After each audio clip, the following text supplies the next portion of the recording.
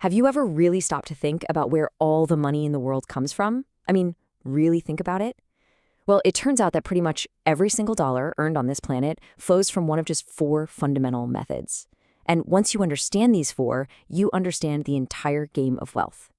So that brings up the big question, right? How is wealth actually created? It can seem so complicated with stocks and businesses and a million different strategies, but when you peel back all those layers, the basic mechanics are surprisingly simple. You see, it all boils down to just these four ways of making money. And I mean everything. Once you see this framework, you'll start seeing it everywhere. It's kind of like a ladder, and figuring out which rung you're on, and more importantly, how to get to the next one, is an absolute game changer. And here it is, we're calling it the income ladder. It starts with the most common one, trading your time. Then you climb up to selling your skill. From there, you move to owning an asset. And at the very top, you're lending your capital. This isn't just a random list, okay? It's a progression, a path. So let's break down each rung starting right at the bottom. Okay, rung one, trading your time. This is the foundation. It's where pretty much everyone starts out. This is the bedrock of the entire global economy as we know it. So what do we mean by this? Well, it's the classic deal, right? You give a company your time, your labor, your brain power, and in exchange, they give you a steady paycheck. This applies to hourly wage jobs, salaried positions, you name it. The basic transaction is always the same, your time for their money. And on this rung, there is a direct, unbreakable link between the hours you work and the money you make. It's a straight line. You work more hours, you get more pay. You work fewer hours, you get less pay. It's a really simple equation, but it's also incredibly limiting. Which means if you want to make more money while you're on this rung, you've really only got two levers to pull. Option one, work more hours. Pick up overtime, get a second job. Option two, make your time more valuable by developing skills that are in high demand so you can command a higher salary. But that's the ceiling, isn't it? There are only 24 hours in a day. You can't make more time. So what if your income wasn't capped by the clock? How do you break free from that trade-off? Well, that is exactly what rung two is all about. So, welcome to the second rung of the ladder, selling your skill. This is the huge leap where you decouple your income from your time. You stop getting paid for just showing up, and you start getting paid for the results you deliver. Here, it's all about your performance. Just think about a great salesperson. They could spend a whole day on the phone and make absolutely nothing. Or they could make one 30-minute call and close a deal that makes them thousands of dollars. See? Their income isn't tied to the clock. It's tied directly to their ability to get results. So your income on this rung is basically a product of three key variables. First, there's your personal skill. Just how good are you at what you do? Second is the size of your commission. What's your cut? And third is the price of the item you're selling. This third one is why you always hear about high-ticket sales.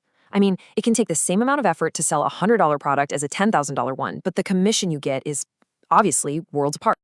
Okay, so you've made the leap. You can now generate income based on your results, not the hours you punch in. That's a massive step. But you're still the one doing the selling, right? You're still actively involved. So the next question is, how do you take yourself out of the picture? How do you get your money to start doing the work for you? And that brings us to the third rung, owning an asset. This is where you really start talking about passive income. This is where you shift from being a player in the game to being the owner of the team. Owning an asset simply means you own something that makes money for you, whether you're awake, asleep, or on vacation. And here's a key distinction. When you own a business, the money it generates for you is called profit. It's not income in the traditional sense. It's what's left over after every single expense has been paid. So what do these assets look like in the real world? Well, it could be a rental property that gives you cash flow every month. It could be a business that you've built with a team that can run the day-to-day operations. Or it could be a portfolio of stocks and other investments that pay you dividends. In every one of these cases, it's the asset that's doing the heavy lifting, not you. All right, so you've got assets, they're generating profit, your money is officially working for you. You've made it, right? Is this the top? Is there anywhere else to go? Oh yeah. The final rung is where you leverage the capital itself in its purest form. And that brings us to the very top of the ladder, rung 4, lending your capital. Now, this is the most abstract level, for sure, but it is by far the most powerful. This is where money, all by itself, makes more money. On this rung, you don't have to work in the traditional sense. You don't have to sell anything. You don't even have to manage an asset. Your money itself becomes the product. You simply lend it to other people or businesses, and you earn your return from the interest they pay you for the privilege of using it. So who lives up here on this top rung? Think about the biggest players in the financial world. We're talking about banks, private equity firms, venture capitalists, angel investors. Their entire business model is built around one thing: deploying capital to generate even more capital. So, we've walked through all 4 rungs of the ladder. We've seen the whole picture. The real question now is, how do you actually put this knowledge to work? Well, it turns out there's a pretty logical progression here. The most efficient way to build wealth, especially if you're starting from zero, is to climb the ladder in order.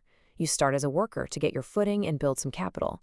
Then you learn to sell to break that time for money link. You take the money you make from selling and use it to become an owner of assets. And finally, you use the profits from your assets to become a lender. Let's just boil it down. As a worker, your income is tied to time. Selling is what breaks that link. Owning assets is what makes your money start working for you, and lending is what makes your money make more money, all by itself. Each step up this ladder is about gaining more and more leverage. And that's really the whole framework. It's that simple. So I'll leave you with a question to think about. Now that you've seen the ladder, which rung are you standing on right now? And maybe even more important, what's the very next step you need to take to start climbing higher?